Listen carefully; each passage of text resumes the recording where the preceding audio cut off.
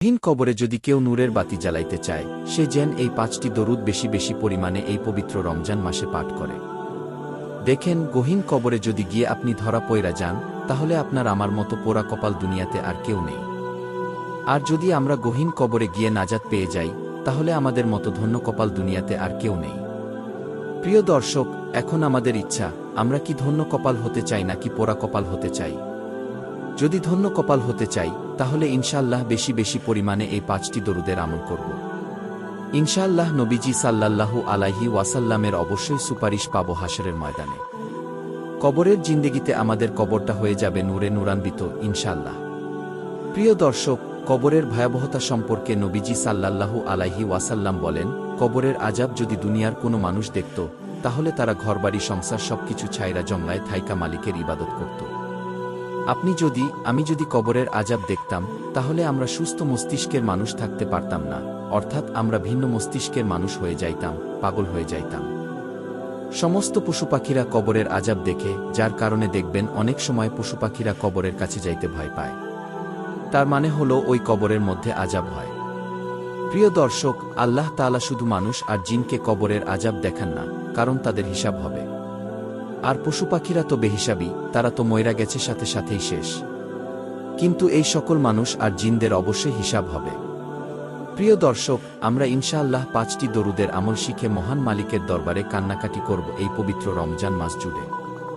ইনশাআল্লাহ আল্লাহ রাব্বুল আলামিন আমাদেরকে অবশ্যই কবরের জিন্দেগিতে হেফাজত করবেন।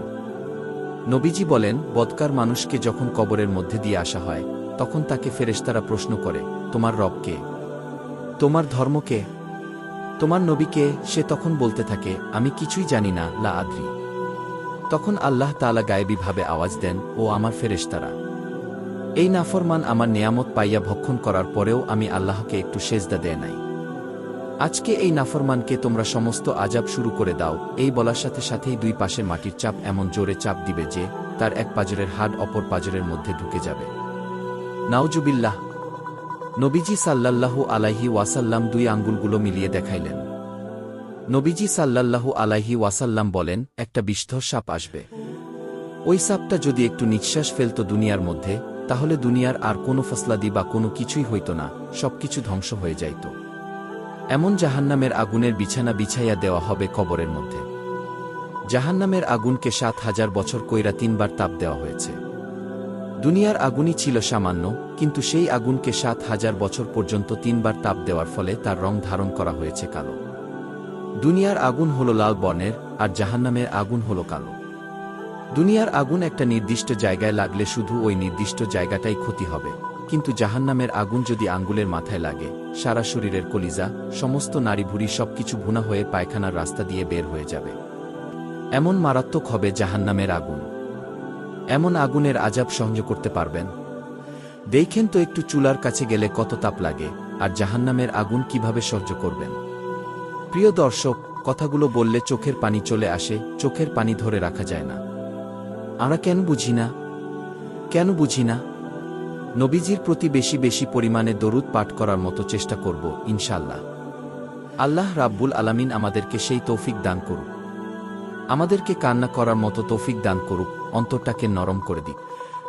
আপনার চোখে পানি কেন আসে না? একমাত্র কারণ হলো আপনার অন্তর শক্ত হয়ে রয়েছে। নবীজি বলেন, গুনাহের কারণে অন্তর শক্ত হয়ে যায়, মলিন হয়ে যায়। তোমরা বেশি বেশি ইবাদত করো, জিকির করো, তোমাদের অন্তরটা একেবারে নরম হয়ে যাবে ইনশাআল্লাহ। নবীজি আরও বলেন, কান্না যদি না আসে কান্নার ভান করো, তাতেও সওয়াব। সুবহানাল্লাহ। ১ নাম্বার দরুদ।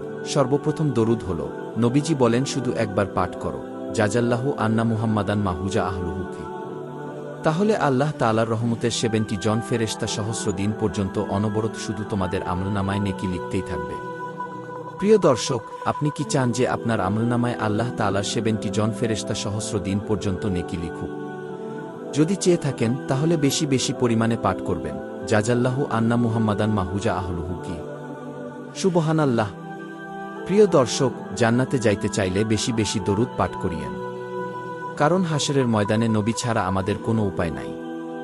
সব উম্মতেরা দৌড়াইজা যাইবে আদম আলাইহিস সালামের কাছে। যাইজা বলবে, ও আমাদের আদি পিতা আদম, আপনি তো আল্লাহর অনেক প্রিয়। আপনি আজকে একটু আল্লাহর কাছে বলুন না, যাতে আল্লাহ বিচারের কার্যটা তাড়াতাড়ি শুরু করে। আদম আলাইহিস সালাম বলবেন, আমি জান্নাতে থাকতে একটা ভুল করে ফেলেছিলাম, গন্ধম ফল খাইয়া ভুল করেছিলাম। না জানি আল্লাহ এই ভুলের কারণে আজকে আমার সাথে কি ব্যবহার করে। আমি সেই টেনশনে আছি। তোমরা অন্য নবীর কাছে যাও। সব উম্মতেরা যাইবে নবী মূসা আলাইহিস সালামের কাছে। নবী মূসা আলাইহিস সালাম বলবেন, আমি আমার জীবদ্দশায় একজন মানুষকে থাপ্পড় দিয়ে মেরে ফেলেছিলাম, আমার অনেক রাগ ছিল। এই কারণে আল্লাহ না জানি আমার সাথে কি ব্যবহার করে। আমি পারব না সুপারিশ করতে। তোমরা যাও। আজকের সুপারিশের মালিক হলো, আজকের সুপারিশের বাদশা হলো একমাত্র আখেরি নবী, আমাদের নবী মুহাম্মাদুর রাসূলুল্লাহ সাল্লাল্লাহু আলাইহি ওয়াসাল্লাম। সব উম্মতেরা দৌড়াইয়া যাইবে নবীজির কাছে। নবীজির কাছে যাওয়ার পর নবীজি মাথা উঠাইবেন। নবীজি আল্লাহকে বলবেন, আল্লাহ বিচার কার্য শুরু করেন, আমার উম্মতেরা আর টিকতে পারতেছে না। তখন আল্লাহ রাব্বুল আলামিন সাথে সাথেই বিচার কার্য শুরু করে দেবেন। প্রিয় দর্শক, সেই নবী ছাড়া আমাদের হাসরের ময়দানে কোনো উপায় নাই। তাই আমরা বেশি বেশি পরিমাণে কি জাজাল্লাহু আন্না মুহাম্মাদান মাহুজা আহলুহু কে অবশ্যই পাঠ করব। দ্বিতীয় নাম্বারের দরুদ, নবীজির একজন প্রিয় সাহাবী আবু হুরায়রা রাদিয়াল্লাহু তাআলা আনহু। সেই আবু হুরায়রা এর আসল নাম ছিল আব্দুর রহমান। একটু জানাই কিভাবে তার নাম হলো আবু হুরায়রা। সেই আব্দুর রহমান রাদিয়াল্লাহু তাআলা আনহু বিড়ালকে অনেক পছন্দ করতেন। তিনি একটি বিড়াল পুষতেন। নবীজি সাল্লাল্লাহু আলাইহি ওয়াসাল্লাম বলেছেন, বিড়াল হলো তোমাদের বসতবাড়িতে পালন করার মধ্যে সবচেয়ে পবিত্র প্রাণী। তো নবীজি দেখলেন আবু হুরায়রার জামার আস্তিনের ভিতর থেকে একটি বিড়ালের বাচ্চা বেরিয়ে এলো। নবীজি তাকে হাতে নিলেন, খুব আদর করলেন। নবীজি নাম দিলেন আবু হুরায়রা, এর অর্থ হল বিড়ালের পিতা। আব্দুর রহমান এর কাছে এই নামটা এতটাই পছন্দ হয়েছে যে তিনি কিয়ামত পর্যন্ত সবাইকে ডাকতে বলেছেন আবু হুরায়রা বলে। তাই আজও পর্যন্ত সবাই তাকে চিনে আবু হুরায়রা রাদিয়াল্লাহু তাআলা আনহু বলে। তো সেই নবীর প্রিয় সাহাবী বলেন, কোনো ব্যক্তি যদি শুক্রবার জুমার দিন আসরের নামাজের পর যেই স্থানে বসে সে আসরের নামাজটা আদায় করেছে, ওই স্থানে বৈশা যদি উক্ত দরুদটা মাত্র 80 বার পাঠ করতে পারে, তাহলে রব্বুল আলামিন তার 80 বছরের গুনাহ ক্ষমা করে দিবেন। সেই দরুদটি হল, আল্লাহুম্মা সাল্লি আলা মুহাম্মাদিনিন নাবিয়িল উম্মিয়্যি ওয়ালা আলিহি ওয়াসাল্লিম তাসলিমা। যদি এই দরুদটি 80 বার পাঠ করেন, তবে আল্লাহ রাব্বুল আলামিন তার 80 বছরের গুনাহ ক্ষমা করে দিবেন এবং 80 বছরের ইবাদতের নেকি তার আমলনামায় যোগ করে দিবেন ইনশাআল্লাহ। তৃতীয় নাম্বারের দরুদ, নবীজি সাল্লাল্লাহু আলাইহি ওয়াসাল্লাম বলেন, উম্মত তোমরা যদি চাও তোমাদের গুনাহগুলো বেশি বেশি পরিমাণে ক্ষমা করা হোক, তাহলে বেশি বেশি পরিমাণে দরুদ পাঠ করিও। কারণ তুমি যদি একবার দরুদ পাঠ করো, তাহলে আল্লাহ তাআলা তোমার 10টা গুনাহকে ক্ষমা করে দিবেন এবং 10টা রহমত দান করবেন। আল্লাহর আদালতে 10 ধাপ মর্যাদা বাইরা যাইবে। প্রিয় দর্শক, কোনো ব্যক্তি যদি সহস্রবার দৈনিক দরুদ পাঠ করে, অর্থাৎ সাল্লাল্লাহু আলাইহি ওয়াসাল্লাম কি এই দরুদটা পাঠ করে, তাহলে আল্লাহ রাব্বুল আলামিন তার 10000 গুনাহ ক্ষমা করে দিবেন, তাকে 10000 রহমত দান করবেন এবং আল্লাহর আদালতে তার মর্যাদা বাইরা যাইবে 10000 ধাপ। সুবহানাল্লাহ। প্রিয় দর্শক, বুঝতে পেরেছেন কত দামি দরুদ হল সাল্লাল্লাহু আলাইহি ওয়াসাল্লাম। তাই আমরা হাঁটতে, চলতে, উঠতে, বসতে ইনশাআল্লাহ সাল্লাল্লাহু আলাইহি ওয়াসাল্লাম এটা অবশ্যই পাঠ করব। নবীজি আরও বলেন, আমার কোনো উম্মতের সামনে যদি আমি নবীর নাম নেওয়া হয়, সেই উম্মত যদি সেই নাম শোনার পরেও দরুদ না পাঠ করে, তাহলে তার চেয়ে হতভাগা, কপাল পোড়া ও কিপন দুনিয়াতে আর একজনও নেই। চতুর্থ নাম্বারের দরুদ, নবীজি বলেন, উম্মত বেশি বেশি পরিমাণে দরুদ পাঠ করিয়া আমি নবীকে সুপারিশ করার জন্য সাহায্য করিও। তো এই হাদিস থেকে এটাই স্পষ্ট যে যে ব্যক্তি বেশি বেশি পরিমাণে দরুদ পাঠ করবে, নবীজি সাল্লাল্লাহু আলাইহি ওয়াসাল্লাম তাকে অবশ্যই হাশরের ময়দানে সুপারিশ করবেন ইনশাআল্লাহ। নবীজি আরও বলেন, আমাকে যদি হাশরের ময়দানে একেবারে নিকটে পাইতে চাও, তাহলে বেশি বেশি পরিমাণে দরুদ পাঠ করিও। কারণ ওই উম্মত আমার একেবারে নিকটেই থাকবে যে আমার প্রতি বেশি বেশি দরুদ পাঠ করেছে। সুবহানাল্লাহ। চতুর্থ নাম্বার দরুদ হল, আল্লাহুম্মা সাল্লি আলা মুহাম্মাদিয় ওয়ালা আলি মুহাম্মাদিন বারিক ওয়াসাল্লিমকে। আমি আবার বলছি, নোট করে নিন, আল্লাহুম্মা সাল্লি আলা মুহাম্মাদিয় ওয়ালা আলি মুহাম্মাদিন বারিক ওয়াসাল্লিমকে। ইনশাআল্লাহ আমরা বেশি বেশি পরিমাণে পাঠ করার চেষ্টা করব। দেখেন, হাশরের ময়দানে কিন্তু নবী আমাদের সবচেয়ে বড় ভরসা।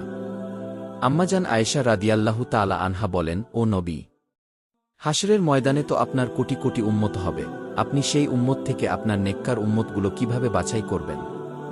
নবীজি সাল্লাল্লাহু আলাইহি ওয়াসাল্লাম বলেন, আয়েশা শোনো, আমি আমার উম্মতকে এমনভাবে বাছাই করব, আমার উম্মতের শরীর থেকে নূরের ফুলকি বের হতে থাকবে। আমি সেই নূরগুলো দেখিয়া দেখিয়া জান্নাতে লইয়া যাইব। সুবহানাল্লাহ। প্রিয় দর্শক, নবীজির সুপারিশ পাইতে হইলে বেশি বেশি পরিমাণে অজু করবেন, কারণ উর অঙ্গগুলো থেকে নূরের ফুলকি বের হবে। বেশি বেশি সেজদা দিবেন, কপাল থেকে নূরের ফুলকি বের হবে। সর্বশেষ বা পঞ্চম নাম্বার দরুদ। নবীজি সাল্লাল্লাহু আলাইহি ওয়াসাল্লাম বলেন, উম্মত শোনো, তোমাদের এই দরুদগুলো আমি নবীর কাছে একদল ফেরেশতারা পৌঁছে দেয়। আল্লাহ রাব্বুল আলামিন এমন কানওয়ালা ফেরেশতাদেরকে তৈরি করে রেখেছেন, যারা এই দরুদগুলোকে নবীজির কাছে পৌঁছে দেয়। নবীজি তখন ওই দরুদ পাঠকারী ও তার পিতামাতার জন্য প্রাণ ভরে দোয়া করেন। তো সেই অবস্থায় যদি আপনার পিতামাতা কবরের জিন্দেগিতে থাকে, তারা কি এই সোয়াবের ভাগীদার হবে না? অবশ্যই হবে। সর্বশেষ নাম্বার দরুদ হল দরুদে ইব্রাহিম। আল্লাহুম্মা সাল্লি আলা মুহাম্মাদিও ওয়ালা আলী মুহাম্মাদিন কামা সাল্লাইতা আলা ইব্রাহিমা ওয়ালা আলী ইব্রাহিমা ইন্নাকা হামিদুম মাজিদ। আল্লাহুম্মা বারিক আলা মুহাম্মাদিও ওয়ালা আলী মুহাম্মাদিন কামা বারাকতা আলা ইব্রাহিমা ওয়ালা আলী ইব্রাহিমা ইন্নাকা হামিদুম মাজিদ। এই 5টি দরুদ যদি আমরা পাঠ করি এবং বেশি বেশি কান্না করিয়া আল্লাহর কাছে হেদায়েত চাইতে পারি, আল্লাহ আমাদেরকে অবশ্যই হেদায়েত দান করবেন। ইনশাআল্লাহ, আল্লাহ আমাদেরকে কবরের আযাব থেকে হেফাজত করিবেন। হেদায়েতপ্রাপ্ত বান্দাবান্দি যখনই পরকালের জিন্দেগিতে যাবে, সাথে সাথে তাদের কবরটা নূরে নূরান্বিত হয়ে যাইবে ইনশাআল্লাহ। আশা করছি ভিডিওটি আপনাদের অনেক বেশি উপকারে আসবে। যদি ভালো লেগে থাকে, তাহলে আপনার প্রিয়জনদের কাছে অবশ্যই ভিডিওটিকে বেশি বেশি পরিমাণে শেয়ার করতে ভুলবেন না। ইসলাম আমাদের সকলের জন্য।